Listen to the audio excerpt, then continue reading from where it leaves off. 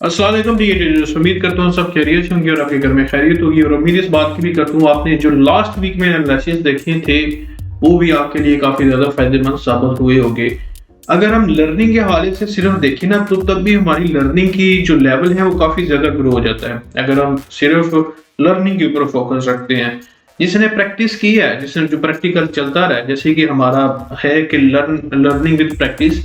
जो प्रैक्टिस करता है उसे पता है प्रैक्टिस करने के क्या अंदाज है और उसको कैसे उन्होंने प्रॉफिट जनरेट किया होगा। मैं ज्यादा प्योरिटी अर्निंग में बहुत कम देता हूँ, लेकिन लर्निंग में देता हूँ अपनी जात के लिए भी। हर किसी की अपनी सोच होती है। यार सबसे ज्यादा क्वेश्चन लोग मुझसे पूछते हैं सर, क्योंकि मैं ये क्वेश्चन ऐसा है कि मैं इसको यहाँ पे पुट करना चाह रहा हूँ ताकि इसमें काफी सारे टॉपिक क्लियर हो जाएंगे और बहुत सारे लोगों को आज नॉलेज मिलने वाली है इस वीडियो में।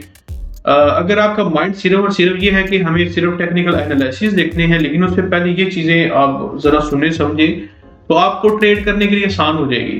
जैसे लोगों का है कि सर हम जैसे डिपॉजिट करते हैं हमारा अकाउंट वॉश हो जाता है, तो सर हम अकाउंट को ग्रो कैसे करें। और साथ ही क्वेश्चन होता है कि सर हम अकाउंट में डिपॉजिट इस नीयत से करते हैं कि हमारा जो पिछला लॉस हुआ है उसको रिकवर कर सकें, लेकिन जैसे ही हम इसमें दोबारा डिपॉजिट करते हैं हमारा जो पिछला लॉस को रिकवर करने के चक्कर में अभी जो डिपॉजिट किए ये भी वॉश हो जाता है। तो सर हम क्या करें। हम वो कहते हैं हम फॉरेक्स को छोड़ भी नहीं सकते और इसमें आगे अब क्या कर सकते हैं। बहुत सारे लोगों के क्वेश्चन है, सिर्फ एक बंदे का क्वेश्चन नहीं, मतलब बहुत सारे लोग ये क्वेश्चन पूछ रहे हैं। फिर लोग कहते हैं कि हमें ट्रेड, लोग जो है ना वो लोग है, एक ट्रेडर है। लोग वो है जो उस ख्यालात से सोचता है कि मैंने क्या करना है, ठीक है, और मन पैसे को लॉस करता है सिर्फ इस नीयत से, इस सोच से कि मैं इसमें से बना लूंगा, लेकिन टेक्निकल एनालिसिस की तरफ नहीं आता। अगर कहें कि टेक्निकल एनालिसिस के बिना आप मतलब विदाउट एनालिसिस आप कुछ कर सके तो वो नहीं है। अच्छा, मुझे ना बहुत सारे आर्टिकल मैंने पढ़े और उसमें यही लिखा हुआ था कि फेब में हमेशा मार्केट एक बुलिश की तरफ जाती है और हम इसको बाय में देखेंगे। तो यह लोगों के ख्यालात हैं कि हम मार्केट में हमेशा फेब में मार्केट बुलिश हो रही होती है। अगर उन्होंने प्रीवियस कुछ ऐसी चीजें देखी हैं जो एक टाइम के ऊपर डिपेंड करती हैं, ये बड़ी रॉन्ग है। कुछ लोग होते हैं कि हम जैसे कि मार्केट गिर रही है और कह रहे होते हैं कि हम इसको बुलिश देख रहे हैं, मतलब गिरती हुई मार्केट को बुलिश देख रहे हैं। तो हम भी मार्केट में बाय में बैठते रहे हैं। मार्केट जब बुलिश थी, ट्रेंड जैसे जैसे उसने बुलिश का दिया हम उसमें बाय में बैठते रहे हैं, लेकिन जैसे ही स्ट्रक्चर चेंज करती है मार्केट हम उसमें सेल में बैठना शुरू हो जाते हैं। अब मेरी ये सोच हो कि यार अभी तो फेब शुरू हुआ है, नीचे जा रहा है, मैं इसको बाय करता जा रहा हूँ। जैसे कि 1950 से नीचे आना शुरू हुआ है और जितना नीचे आए मैं से को मैं अब इसे बाय करूं और मुझे पता है कि ये स्ट्रक्चर बुलिश का है, ये सोच मुझे मार देगी। कभी भी इन्वेस्ट ना करें किसी के ख्यालात के ऊपर, प्लान करें, टेक्निकल प्लान करें, एनालिसिस के ऊपर प्लान करें कि यार मैंने टेक्निकल एनालिसिस बनानी, उनके ऊपर ट्रेड करने के प्लान करें। लोगों की सोच या अपनी ख्यालात के ऊपर ट्रेड करना छोड़ दें, ठीक है। अच्छा, बात यह कि लोगों का जो क्वेश्चन है, आप सबका जो क्वेश्चन है, जो एक बिगिनर ट्रेडर है, जो ट्रेडर बनना चाह रहे हैं, फ्यूचर इंशाल्लाह बहुत अच्छे ट्रेडर बनेंगे, उन सब का क्वेश्चन है कि हम अकाउंट को ग्रो कैसे करते हैं। अकाउंट को ग्रो कैसे करते हैं, उससे पहले कि मैं बात क्लियर कर दूं, लोगों ट्रेडर में फर्क क्या है। लोग बैरिश मार्केट में बाय की एंट्री तलाश कर रहे होते हैं, लेकिन हम क्या कर रहे होते हैं, बैरिश मार्केट में बैरिश सेल की ट्रेड तलाश कर रहे हैं, ठीक है। अब जो बंदा बाय की ट्रेड तलाश कर रहा है लॉन्ग टर्म के लिए, वो क्यों, क्योंकि उसे मोमेंटम और स्ट्रक्चर अभी समझ नहीं है, उसे एक एविडेंस मिले नहीं है, कंफर्मेशन मिली नहीं है। जहां से हम सेल करेंगे लॉन्ग टर्म के लिए, वो लॉन्ग टर्म बाय के लिए लॉन्ग टर्म ढूंढ रहे हैं कि मार्केट क्रैश हो रही है, बड़ा अच्छा पॉइंट है। जैसे टेरा लूना का हुआ 110 से लेके 90 तक आया तो लोगों ने बाय करना शुरू कर दिया, लेकिन उस टाइम भी मेरे इंडियन और बाकी काफी सारे इन्वेस्टर थे जो कि जो मेरे जो अजीज लोग हैं वो भी टेरा लूना को खरीदने के लिए मसरूफ थे। मैंने मना किया, मैंने कहा मार्केट की ना, मुझे था कि तकरीबन 50 तक ही आएगी, लेकिन उन्होंने माना नहीं क्योंकि इसका एक दौर है, लेकिन वो ऐसी क्रैश हुई, जीरो माइनस पे चली गई। तो बात करने का मकसद ये है कि जब एक चीज गिर रही है ना, उसमें एविडेंस इकट्ठा करना ताकि आप इसमें मजीद सेल लगा सके। बाय लगाएंगे और भाई मार्केट का भरोसा नहीं, जब मार्केट में सांस ही नहीं है तो क्या करेंगे। खैर ये बातें हैं। अब अकाउंट ग्रो कैसे होते हैं, अकाउंट कैसे ग्रो होते हैं, मैं आप लोगों को एक साइकोलॉजिकल एक बात बताने जा रहा हूँ, एक एग्जांपल दूंगा, और एग्जांपल के साथ ये कह सकता हूँ कि अगर आप $100 का अकाउंट डिपॉजिट करते हैं या $1000 का अकाउंट डिपॉजिट करते हैं या आपका $10,000 का अकाउंट है, अब $100 के आगे एक और जीरो लगाएं तो आपका 1000 कैसे बनेगा, या 1000 के आगे एक और जीरो लगाएंगे 10,000 कैसे बनेगा, 10,000 के आगे एक और जीरो लगाएं 1,100,000 कैसे बनेंगे। बात consider on your mind and consider on learning. हमें अकाउंट को ग्रो करने के लिए क्या करना है, आज बड़े मजे की बात करने जा रहा हूं। इस बात को समझेंगे ना तो मेरे ख्याल से मुझे आप लोगों को ज्यादा बताने की जरूरत नहीं है कि फॉरेक्स में करना क्या है। अगर फॉरेक्स में कामयाब होना है और अकाउंट ग्रो करने हैं, उसके लिए आपको एक चीज पालनी है, वोल्फ, एक भेड़िया आपने पालना है। वो दिखने में कैसा है, ये चीज है। अब आपके माइंड में होगा कि फॉरेक्स में भेड़िए का क्या काम है। भेड़िए में एक खतरनाक चीज है। पहले तो बात यह कि एक डेंजर जोन में जाए तो हमें एक भेड़िया नजर आता है। भेड़िया चीर फाड़ के बंदे के ऊपर मारता है, जानवरों को मारता है। इसकी एक हिस्ट्री है। मैं भेड़िया क्यों कह रहा हूँ पालो, मैंने खुद पाले हुए हैं भेड़िए, मैंने खुद पाले हुए हैं। भेड़िए क्या चीज है, भेड़िए क्या चीज है, मैं उसको बताने जा रहा हूँ। भेड़िया मैंने पाला तो मैं कामयाब हुआ। अभी मैं आप लोगों को कह रहा हूँ आप भेड़िया एक पाल लेना, फिर देखें आपके अकाउंट कैसे ग्रो होते हैं। अब भेड़िया आपके माइंड में कंक्लूजन होगी कि भेड़िया पालने से कैसे अकाउंट ग्रो होते हैं। भेड़िया पालने से अकाउंट ग्रो ऐसे होते हैं कि एक डॉक्यूमेंट्री पढ़ रहा था, जो कि बड़ी पुरानी डॉक्यूमेंट्री है। ये डॉक्यूमेंट्री अमेरिका के येलोस्टोन एक पार्क, एक जोन एरिया है, वहां की थी। उस एरिया में, अच्छा पहली तो बात मैं थोड़ी सी आपको रियल लाइफ के साथ एग्जांपल देता हूँ, क्योंकि आप लोग एक चीज को यूज नहीं करते जिसकी वजह से आपके लॉस हो रहे हैं, अकाउंट ग्रो नहीं हो रहे, प्रॉफिट नहीं बुक कर पा रहे। उसकी एक नाम है, लेकिन उसका नाम मैं इस स्टोरी में बाद में बताऊंगा। अच्छा, वो क्या नहीं यूज कर रहे और क्यों नहीं यूज कर रहे, आपको सारी चीजें यहाँ पे समझ आ जाएंगी। कि एक बात कि आप जो खुद है ना, आप खुद हैं, आप अपनी फैमिली के लिए कुर्बानी देते हैं, अपना घर चलाने के लिए कुर्बानी देते हैं। कुर्बानी क्या, सैक्रिफाई क्या है, मतलब आपने अपनी लाइफस्टाइल को भूल जाते हैं कि अपने फैमिली को फूड प्रोवाइड करना है, अच्छा फूड हेल्दी प्रोवाइड करना है, अच्छी लाइफ प्रोवाइड करनी है, पैसा प्रोवाइड करना है, जो कि सारी चीजें हैं। अब एक माहौल में आप पूरे माहौल को, पूरे घर को रोशन कर सकते हैं, ठीक है। वो कैसे करते हैं, कम टू द पॉइंट। अच्छा, येलोस्टोन की एक मैं बात बता रहा था। वहां पे बड़ा आबाद इलाका था कि हर तरह के जानवर थे और हर तरह का सब्जा था, हर तरह की हर चीज, मैं ये कह सकता हूँ। वहां पे कुछ लोग मौशी, जिसको कहते हैं, जो भेड़ चराने वाले लेके गए वहां पे, उस जोन एरिया येलोस्टोन में। जब वहां पे लेके जाते हैं तो उनके पास भेड़ बकरियां काफी ज्यादा होती हैं। अब रात को भेड़िए, ये जो वुल्फ है जिसकी मैंने पिक्चर लगाई हुई है, ये चीज उनकी बकरियों को खा जाते हैं। एक दफा हुआ, दूसरी दफा हुआ, रात को जागते भी रहे, लेकिन एक खतरनाक चीज है वो छोड़ेगी, उसको स्मेल आने की देर है कि उसका खुराक कहाँ पे है। अब वो अपने भेड़ बकरियों को बचाने के लिए क्या करते हैं, वो ये करते हैं कि उन्होंने ये वुल्फ को मारना शुरू कर दिया। सिर्फ एक चीज को मारना शुरू किया, जो वुल्फ की तादाद कम करनी शुरू की। जब वुल्फ की तादाद कम हुई, उन्होंने शिकार किया, उसको मारा, ताकि उनकी बकरियां जिंदा रह सके, ताकि वो अपने, क्योंकि वो वहां पहले हालात ही होते थे, भेड़ बकरियां चलाएंगे, उनके घर का रोजगार सारा सिस्टम चलेगा, वरना नहीं चलता।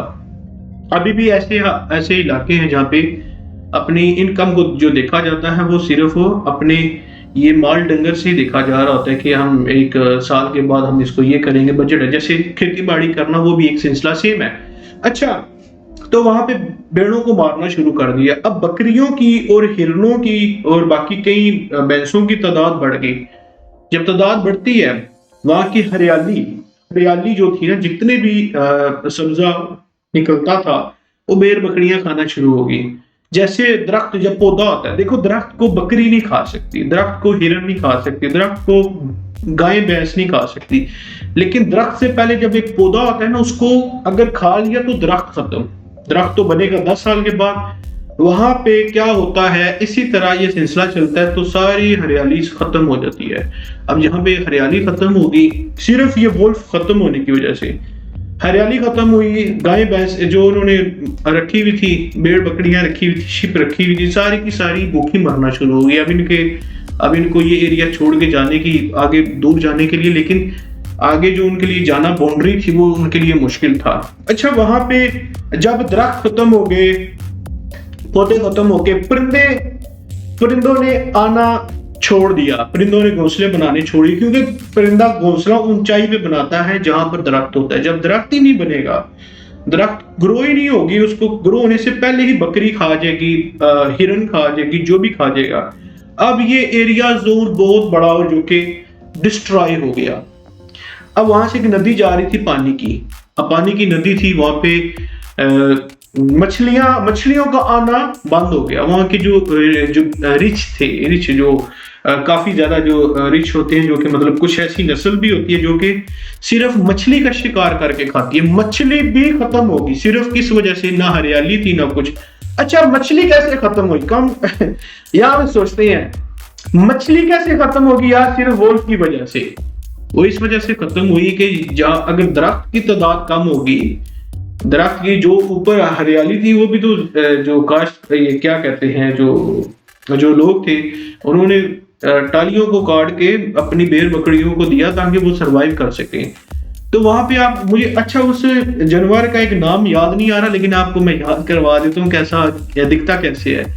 अक्सर आपने कोलगेट की देखी होगी, एड देखी होगी टूथपेस्ट की, और जिसमें 2 बड़े दांतों वाला होता है।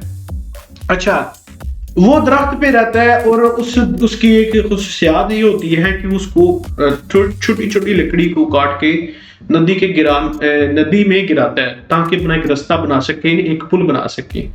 अच्छा, जब वो पुल बाउंड्री बननी बंद होगी, मछलियों की रवाद वहां नदी से आगे जब जाती गई तो वहां पे जब मछलियां ठहरेंगी नहीं तो अंडे कैसे देंगे, अंडों में से बच्चे कैसे निकलेंगे? मतलब वहां पे मछलियों की तादाद भी कम होगी, सिर्फ किस वजह से, वुल्फ की वजह से। फिर 1994 में उन्होंने दोबारा वुल्फ को किसी और इलाकों से खरीदा या उन्होंने पकड़े और इस येलो स्टोन में छोड़े, अभी दोबारा से इबाद होना शुरू हो गया। अच्छा, अब वुल्फ हमने कैसे पालना है? वुल्फ क्या चीज है? वुल्फ हमारा एक छोटी सी चीज है, एसल स्टॉप लॉस। ये वुल्फ हमारा सिर्फ और सिर्फ स्टॉप लॉस है जो कि आपकी जिंदगियां बदल सकता है। अब आप देख लें, छोटी सी चीज है, लेकिन अगर ये एक सिलसिला है, हमारे खुदा ने एक सिलसिला हमें बता दिया है कि ये एक सिलसिला है और इस सिलसिले के साथ हमने चलना है, ठीक है?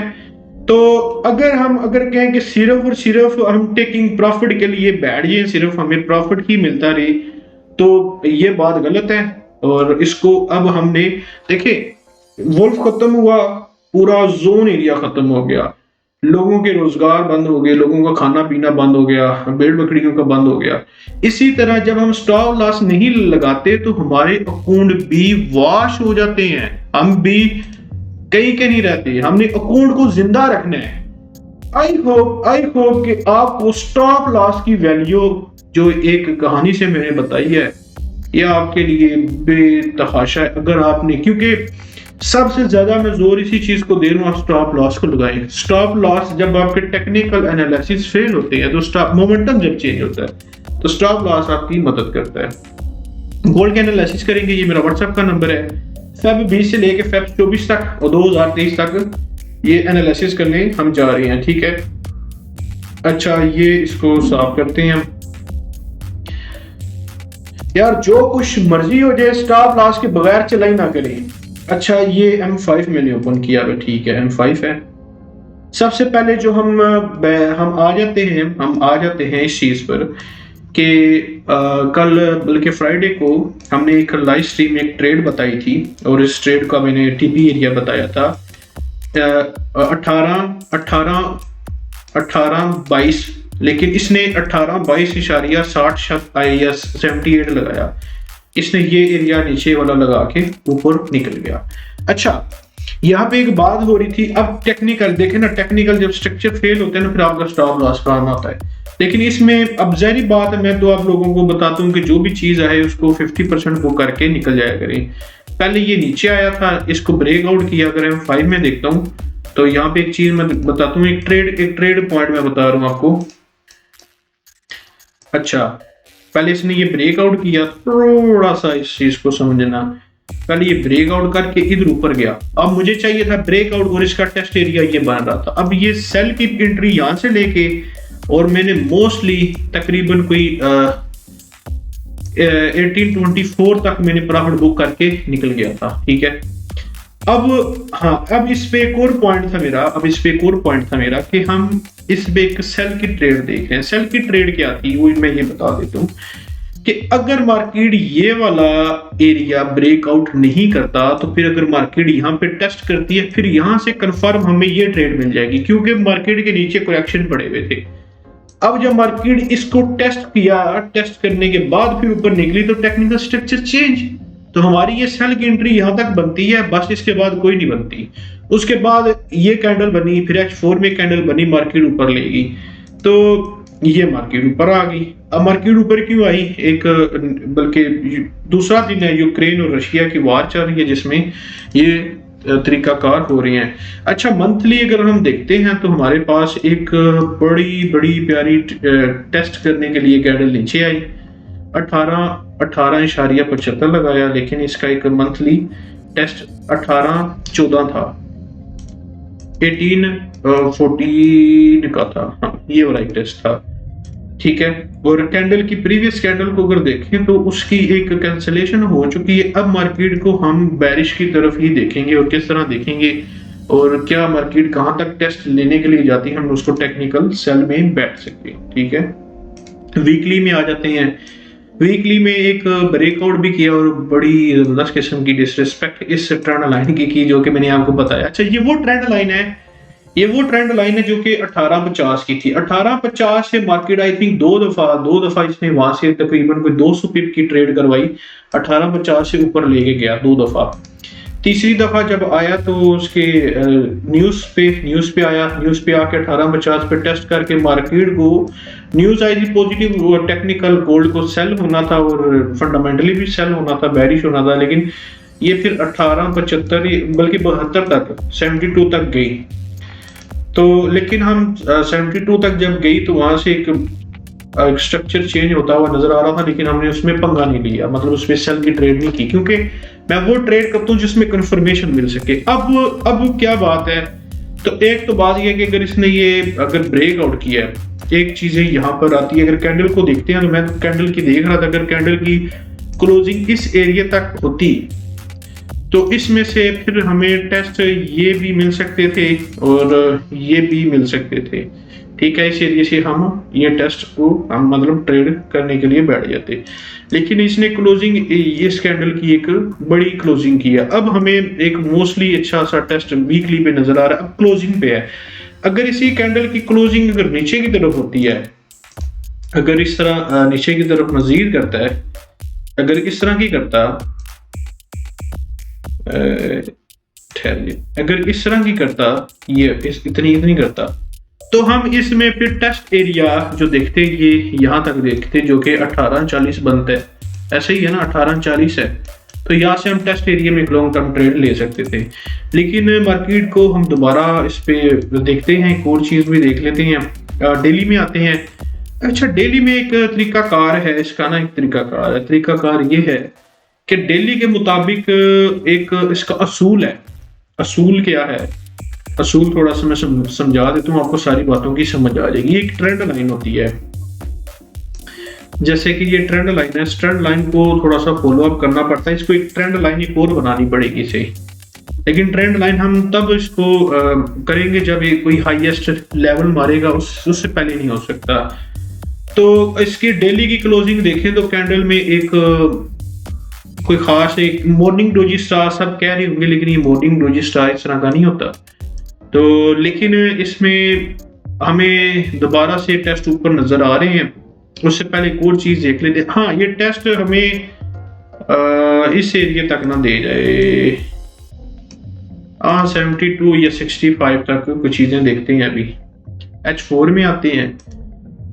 वाह, H4 में आपको ये पता है जब ये पैटर्न बनता है, ये वाला पैटर्न बनता है, मार्केट ऊपर लेके जाता है। मार्केट को जब ऊपर लेके जाएगा फिर इसकी कंफर्मेशन होती है, उस हाईएस्ट लेवल के बाद मार्केट को दोबारा नीचे लेके आना इसका काम होता है। इसके एविडेंस मैं आपको पहले भी बता चुका हूँ, अभी मैं पीछे जाऊंगा, बल्कि H1 में अगर जाता हूँ तो इसी एरिया में शायद बने थे, या 17 समथिंग में थे, देखता हूँ। ये वाला जोन था, ये चीज। अब इसने ये एक पैटर्न बनाया, जैसे कि ये एक कैंडल्स बनी है। थोड़ा सा जूम कर लेता हूँ इसको। इसका जो तरीकाकार होता है ना, वो ये होता है, जैसे कि इसने ये कैंडल बनाई, ये गया ऊपर हाईएस्ट लगा के, फिर मजीद बैरिश होता है। इसका एक तरीकाकार है, इस कैंडल का एक तरीकाकार है। और भी एविडेंस यहाँ पर होंगे।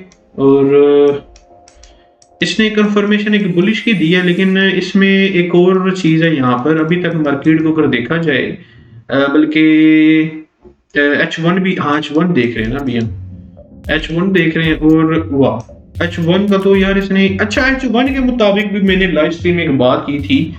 H1 के मुताबिक भी टेस्ट एरिया अगर यहाँ से अगर निकलता है, मतलब इस एरिया से अगर निकलता है, तो इसका टेस्ट जोन ये है। और मैं तब ये भी बता रहा था कि जैसे जैसे अगर ये टेस्ट यहाँ पे करता है ना, इतनी कैंडल्स को रोकता है, तो फिर ऐसे टेस्ट है, फिर ऐसे टेस्ट होते जाएंगे। मतलब अगर इसकी रेंज अब इस एरिया में ज्यादा दिया रहता है, तो फिर ये चीज जो है, इसका जो टेक्निकल स्ट्रक्चर जरा समझे पहले। अभी अगर इस तरह कैंडल्स डब्बे के अंदर जाए तो ये बनेगी, वही देखिए, वही हिसाब हुआ है। अब देख लें, वही हिसाब हुआ है। टेक्निकल ये टेस्ट, ठीक है। अब जितनी कैंडल की स्पेस इस तरह बढ़ती जाएगी, जैसे डब्बा जाता जा रहा है, इसकी ये टेस्ट ये बनते जाते हैं। टेक्निकल जो एक H1 में है, थोड़ा जूम आउट करता हूँ, आप अपने ग्राफ पे लगाएं। ये H1 की ट्रेंड लाइन लगाएं आप लोग अपने ग्राफ पे, ठीक है। इसकी वर्किंग कैसे करेंगे, यहाँ पे कुछ एविडेंस है हमारे पास, यहाँ से बैरिश के भी हैं कुछ एविडेंस, ठीक है। लेकिन मेरी एक सेल की ट्रेड पड़ी हुई थी, मैं उसको क्लोज करना चाह रहा था, लेकिन क्लोज नहीं कर पाया, क्योंकि मैंने नीचे वाली ट्रेड लेके प्रॉफिट बुक करके उठ गया था। ये एक न्यूज की वजह से ऊपर गया। अभी तक देखा जाए ना, इसको इतना ज्यादा कंसीडर ब्रेकआउट का नहीं किया जाता। तो मोस्ट एविडेंस अगर ये भी देखें ना, क्योंकि ये ट्रेड, ये अगर यहाँ से अगर इसकी मूव आती है, तो यही मूव हमारे पास पूरे वीक की एनालिसिस के मुताबिक पूरे वीक एक बड़ी अच्छी ट्रेड देता है। ये एक इसका एक रेजिस्टेंस लेवल भी है, जो कि अभी तक इसको मेंटेन किया हुआ है। और H1 को देखें तो एक डिवीजन टॉप दिया है इसने। H1 को देखें तो रेजिस्टेंस लेवल पर इसने डिवीजन टॉप दिया, ये वाला। जैसे कि ये एक डिवीजन टॉप है, मार्केट को नीचे लेके आया, ये एक डिवीजन टॉप है, मार्केट को नीचे लेके आया।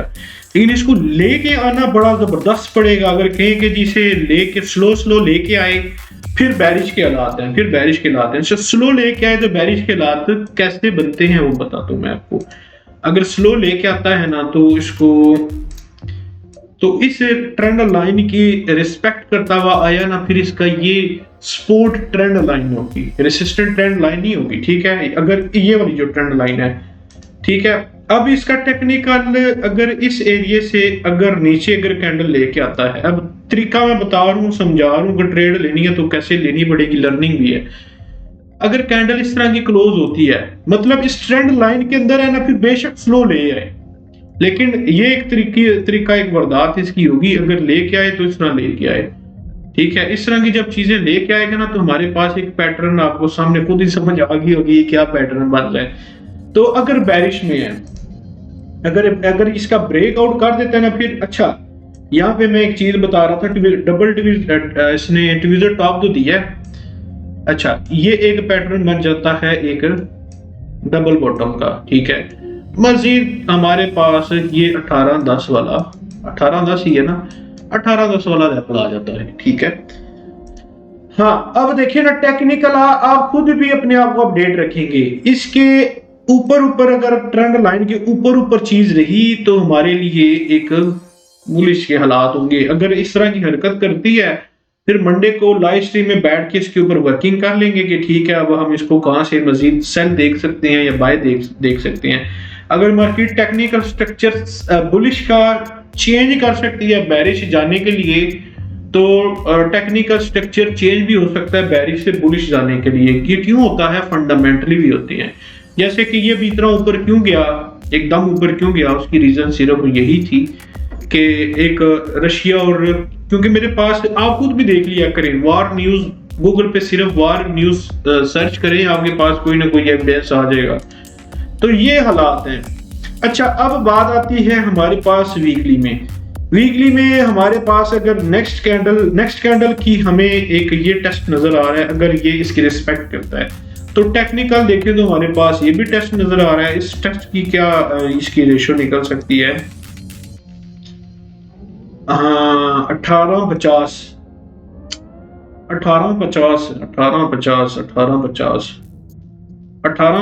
से 18, ये तो 1810 बता रहा है, 1810 बता रहा है, 1810। हाँ यही है यार, मोस्टली हुआ ना। इस वीकली एनालिसिस पे भी हम देखेंगे 1850 से अगर मार्केट ऊपर जाती है अगले वीक में तो थोड़ा सा संभलना पड़ेगा। ठीक है, ये वीकली है, लेकिन डेली बल्कि H1 में कहानी और बता रहा है।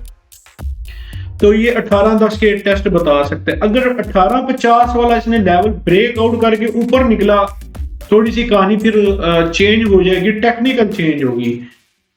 जैसे कि मार्केट में 2020 में हम मार्केट को जब इसको बेरिश देख रहे थे 2020 में, ये चीज अब ये लॉकडाउन की वजह से देखिए मार्केट मई में, ये मार्च में, हाँ ये चीज, अब ये चीज देखें आप, ये मार्च 22 है, ये मार्च 15 और मार्च 15 को ही पाकिस्तान में भी लॉकडाउन लगा था। मतलब उस दौरान पूरी दुनिया में लॉकडाउन लगना शुरू हो गया था। ये लॉकडाउन की वजह से मार्केट किस तरह ऊपर जाती गई देखा, क्योंकि बाकी इन्वेस्टमेंट उठा के सिर्फ गोल्ड में डाल देते हैं। ठीक है, ये हालात आते हैं। तो अभी भी मार्केट में स्ट्रक्चर जैसे कि इसने ये बेरिश के लिए चेंज हुआ तो भाई बुलिश के लिए भी चेंज हो सकता है, लेकिन हमें सारी चीजों को अपडेट रखना चाहिए। और यहाँ पे एक डबल बॉटम की भी एक तरतीब मुझे नजर आ रही है, बड़ी प्यारी नजर आ रही है ये चीज।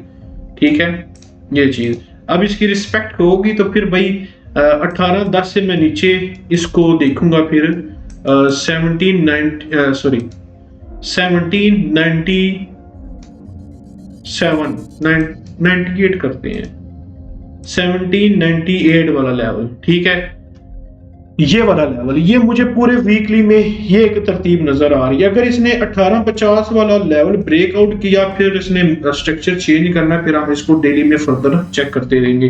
दुआओं में याद रखिएगा और स्टॉप लॉस के बगैर कभी भी ना चले। इतनी बड़ी मेरी ट्रेड थी, ब्रेक इवन पे लगा के छोड़ी हुई है और आराम से सो रहा हूँ, क्योंकि कंफर्ट जोन में इसमें सोना नहीं पड़ता। जब आपका स्टॉप लॉस टीपी लगा हुआ, फिर कंफर्ट जोन में सो जाएंगे, आपकी आदत बन जाएगी। शुरू में मेरे साथ भी ऐसे ही होता था, स्टॉप लॉस लगाया भी होता था, दिल में ये होता था स्टॉप लॉस हिट ना हो जाए। लेकिन जैसे कि मेरी प्रैक्टिस में अच्छी गई, 4-5 टीपी जब बड़े हिट हुए ना, फिर वो डर और ये फियर जो था ना, फोबिया कह लीजिए, फोबिया ही है, तो मेरा सा कम होता गया। तो मैंने अंडरस्टैंड किया कि यार this is my love, this is my life. तो फॉरेक्स में स्टॉप लॉस के बगैर नहीं चलना। इतनी ज्यादा मैंने अपनी एनर्जी आया कि ये वोल्फ के बारे में बताने के लिए, आपका जो वोल्फ है, वाइपन नहीं कहूंगा लेकिन वोल्फ जरूर कहूंगा, आप वोल्फ को थोड़ा सा खर्चा पानी, स्टॉप लॉस जो लॉस हिट करवाते हैं वो दिया करें। आपके देखना यही वोल्फ आपके लिए बड़ा शिकार लेके आएगा कि भाई ये लोग खुश रहो, टेकिंग प्रॉफिट जब आपकी स्टार्ट होगी। उम्मीद करता हूं कि आपका नेक्स्ट वीक भी बहुत अच्छा गुजरेगा अगर आप टेक्निकल एनालिसिस के साथ चलते हैं। तब तक दुआ में याद रखिएगा। अल्लाह निगहबान, अल्लाह हाफिज।